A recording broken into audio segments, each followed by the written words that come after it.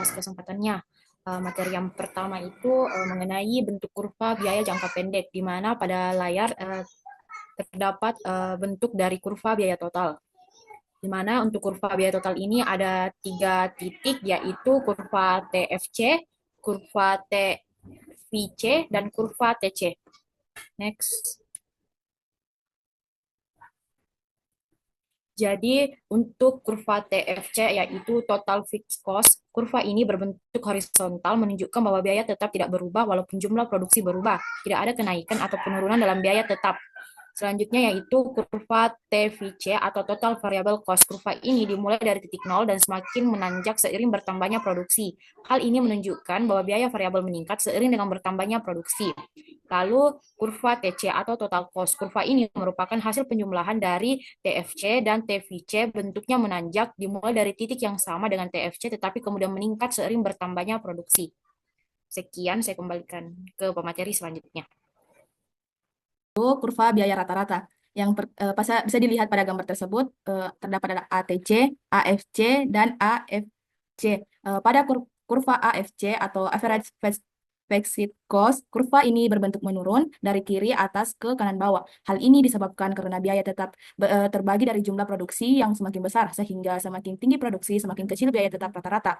Ada kurva AFC atau average variable cost, AC, average total cost, dan C, marginal cost, berbentuk U. Bentuk ini mencerminkan hukum hasil yang semakin berkurang, yang berarti pada tahap awal produksi, biaya rata-rata dan biaya marginal menurun. Tetapi setelah melewati titik tertentu, biaya ini mulai meningkat karena efisiensi yang menurun dalam produksi. Sekian dari saya serahkan kepada pemateri selanjutnya.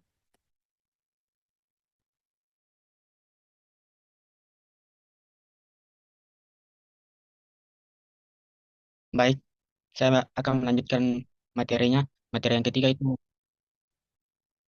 hubungan antara kurva MC dengan AVC dan AC. Untuk memahami hubungan antara kurva biaya marginal atau MC dan biaya variabel rata-rata atau AVC serta biaya total rata-rata atau AC, perhatikan contoh berikut ini. Yang pertama itu contoh pengaruh MC terhadap AVC. Misalnya pada produksi 10 unit, biaya variabel rata-rata adalah Rp100. Dengan demikian, biaya total variabel atau TVC sama dengan jumlah unit yang diproduksi sebesar 10 unit dikali dengan jumlah biaya variabel per unit, itu sebesar Rp100. Maka biaya total variabelnya itu menjadi Rp1.000. Jika ingin menambah 1 unit produksi lagi, diperlukan biaya marginal atau MC sebesar Rp56. Maka biaya total variabel atau TVC sama dengan Rp1.000 ditambah biaya marginal sebesar Rp56. Maka biaya total variabel menjadi Rp1.056. Ketika jumlah unit yang diproduksi berubah menjadi 11 unit, maka biaya variabel rata-rata atau AVC berubah menjadi biaya variabel rata-rata atau AVC sama dengan biaya total variabel sebesar Rp1.056 dibagi jumlah unit yang diproduksi sekarang sebesar 11 unit. Maka biaya variabel rata-rata atau AVC menjadi Rp96. Karena nilai AVC menurun dari Rp100 menjadi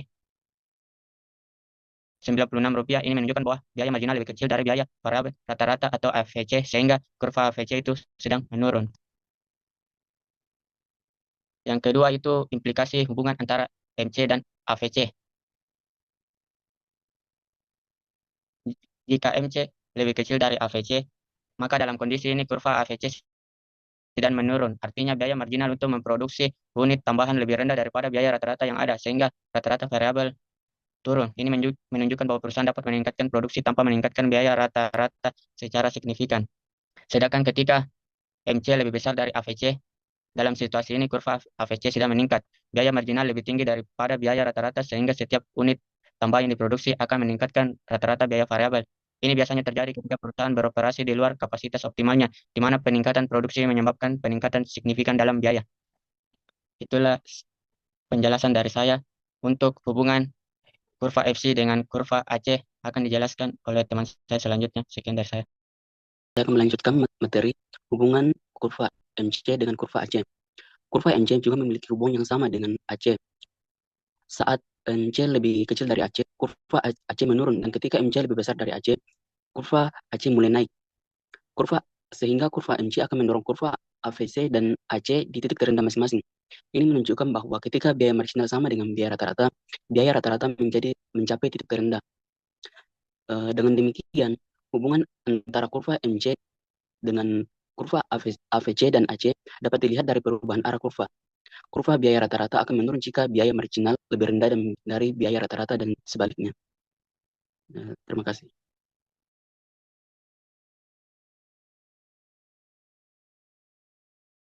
Baik, saya akan membawakan materi mengenai menggambarkan kurva biaya marginal MC. Menggambarkan kurva biaya marginal MC sedikit rumit karena kurva MC menunjukkan tambahan biaya ketika produksi bertambah 1 unit. Kurva MC menggambarkan pertambahan biaya produksi ketika jumlah barang yang dihasilkan meningkat. Oleh karena itu, nilai biaya marginal berkaitan dengan dua tingkat produksi sebelum dan sesudah peningkatan produksi. Dalam menggambarkan kurva MC, titik-titik yang mewakili biaya marginal harus ditempatkan di antara dua tingkat produksi. Sebagai contoh, jika produksi meningkat dari 0 menjadi 1 unit, titik untuk biaya marginal harus ditempatkan di tengah antara produksi 0 dan 1. Penempatan ini menggambarkan biaya tambahan memberikan bentuk khas kurva MC. Kurva MC biasanya berbentuk huruf U, di mana biaya marginalnya pada awalnya menurun karena adanya skala ekonomi. Ya, naik yang semakin berkurang. Mungkin itu saja yang